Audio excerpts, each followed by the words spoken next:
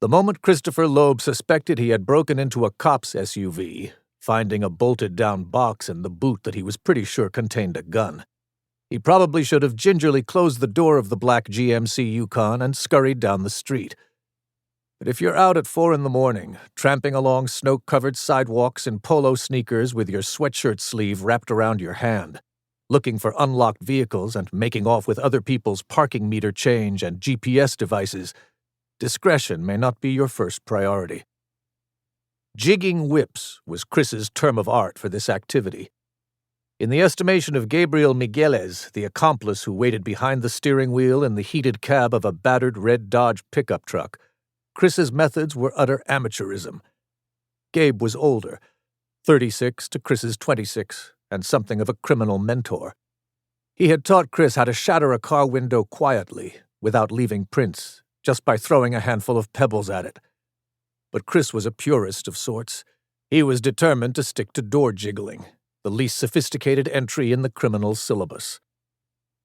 Gabe watched Chris hustle back from the Yukon, which was parked in the driveway of a 2-level home adorned with white vinyl siding and pinkish brick, on the corner of 50-Acre Road and Samis Street in suburban Suffolk County. Chris's black sweatpants drooped from his emaciated ass. When Chris was clean, he had an athletic build, along with a frenetic sense of humor that paired with his hazel eyes and a sideways smile. But now he looked like he was in the grips of a famine. Scabbed skin, sunken cheeks, a dull gaze, and a gaunt frame. He weighed in at much less than the 150 pounds listed on his arrest records for addiction-fueled petty crimes, like tonight's. Gabe had a hulking build and green eyes that often seemed to flash with hurt feelings, typically spelling bad news for the person who had offended him. When he was a kid, his father, a Uruguayan jeweler in Manhattan, followed the upwardly mobile New Yorker's handbook and moved his family to Lindenhurst, Long Island. There, Gabe learned that classmates would quit calling you Spick and Beaner after you attacked one of them with a hammer. He had served time upstate for setting fire to a bar to settle a beef with a bouncer. Gabe and Chris had little in common besides heroin and a related chronic cash shortage. Hopefully, whatever Chris had found in the Yukon and the rest of the cars that night would help with that. Chris tossed his haul, a black duffel bag with a Police Athletic League logo, in the back of the pickup, adorned with bumper stickers announcing Gabe's particular worldview. Obama-Biden 2012, unions, the anti-theft device for working people, and I heart class warfare.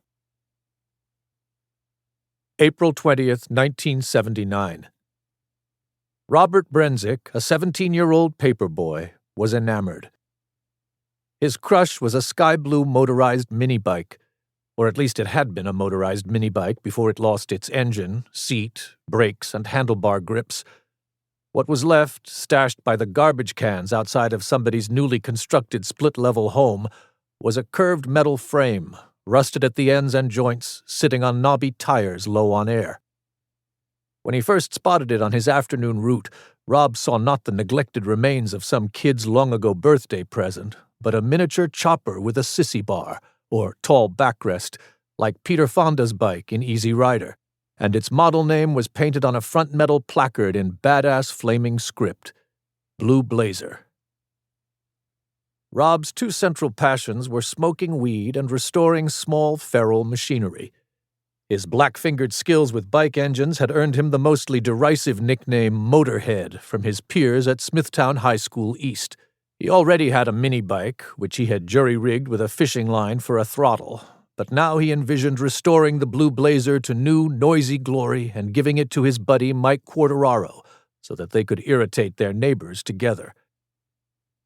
To keep listening to this audiobook, I've left you a link in the description so you can do it, at no cost thanks to Audible's 30-day free trial.